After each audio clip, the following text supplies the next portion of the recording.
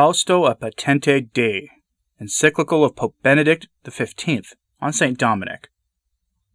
Venerable Brethren, health and the Apostolic Benediction. The 7th centenary approaches of the day when that light of holiness, Dominic, passed from these miseries to the seat of the blessed. We for long have been most interested in his clients, especially since we assumed the government of the Church of Bologna, which with a greater devotion preserves his remains. We therefore are pleased to be able from this apostolic see to exhort the Christian people to celebrate the memory of such a great man. In this we not only consult our own piety, but fulfill a duty of gratitude towards the Father and Lawgiver, and towards the distinguished order he founded.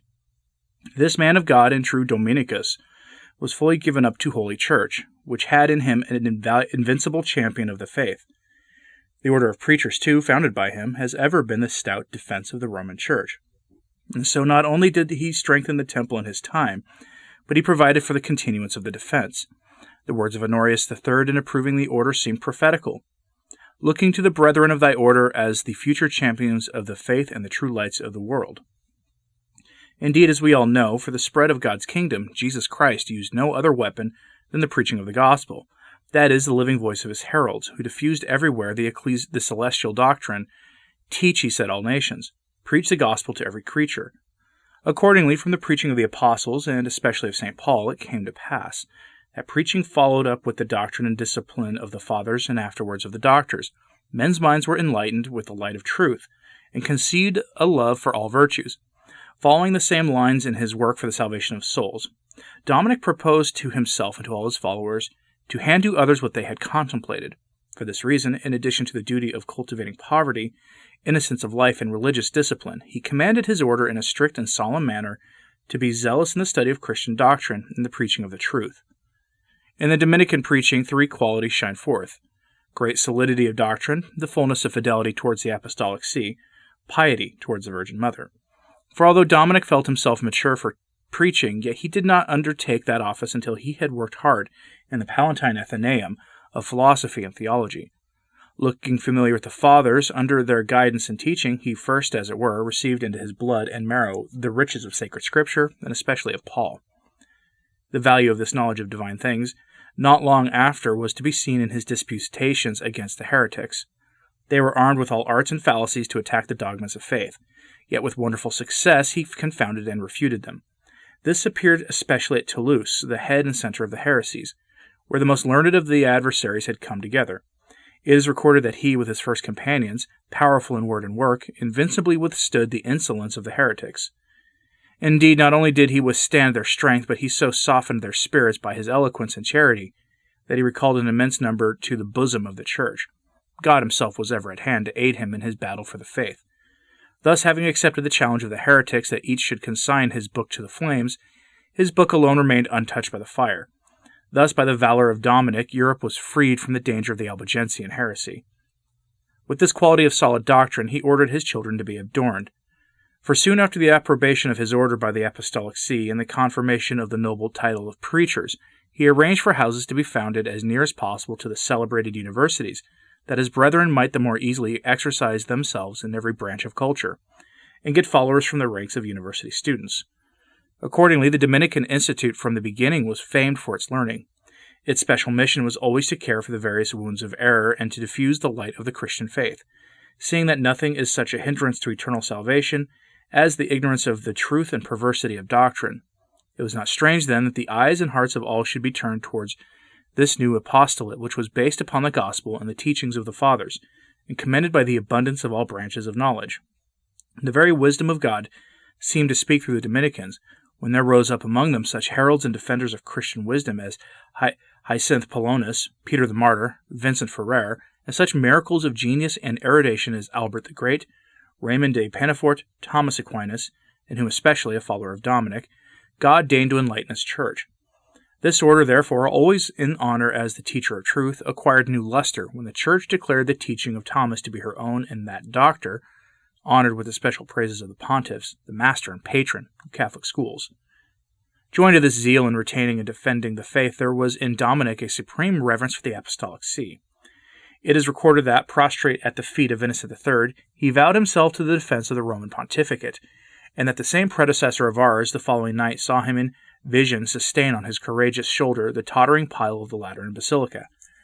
History tells, too, how, when he was training his first followers to Christian perfection, Dominic thought of gathering from pious and devout lay people a certain sacred militia, which would defend the rights of the Church and resist heresy with vigor.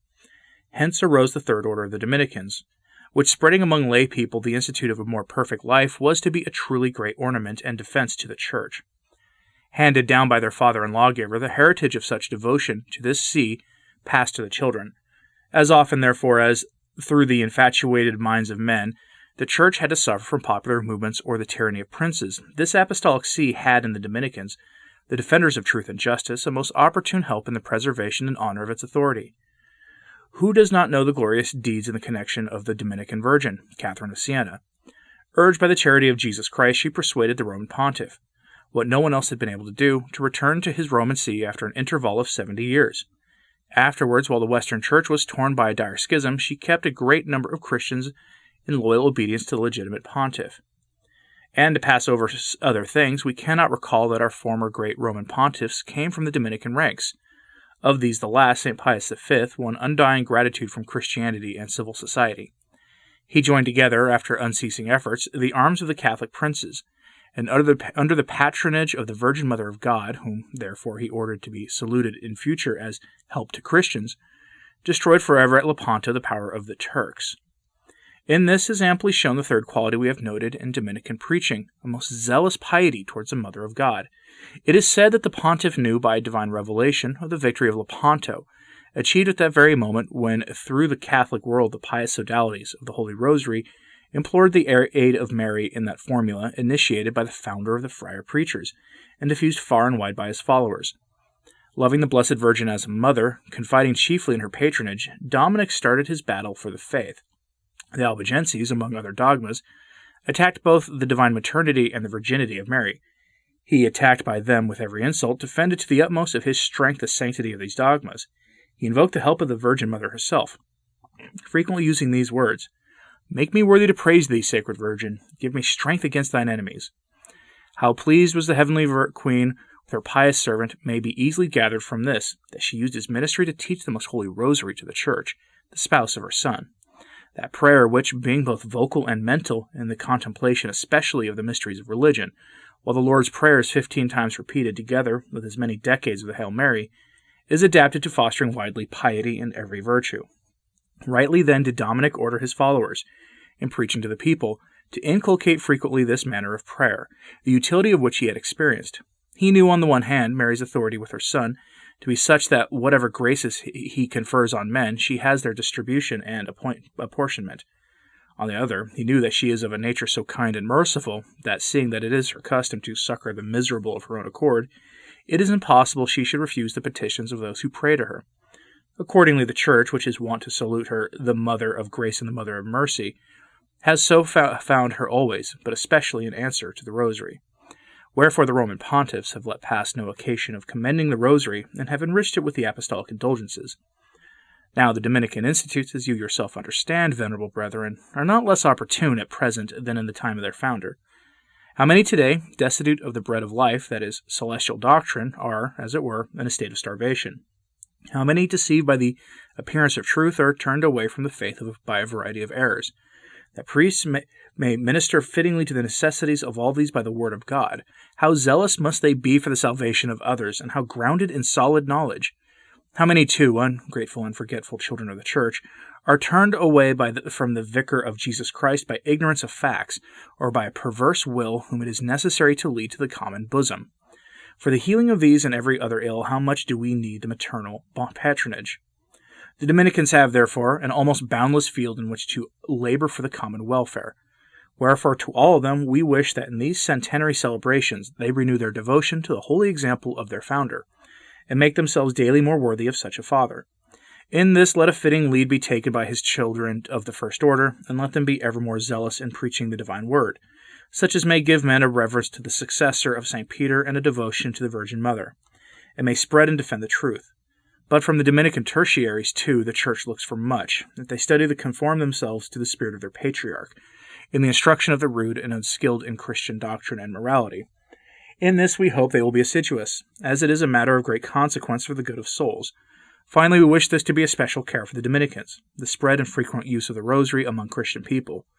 We make this exhortation in these troubled times, following our predecessor, Leo XIII, and should it bear fruit, this centenary celebration will not have been in vain. Meanwhile, as an augury of the divine gifts and a proof of our benevolence, we impart the apostolic blessing, venerable brethren, to you, your clergy, and your people. Given at Rome, at St. Peter's, June 29th, Feast of the Prince of the Apostles, 1921, the 7th year of our pontificate, Pope Benedict XV.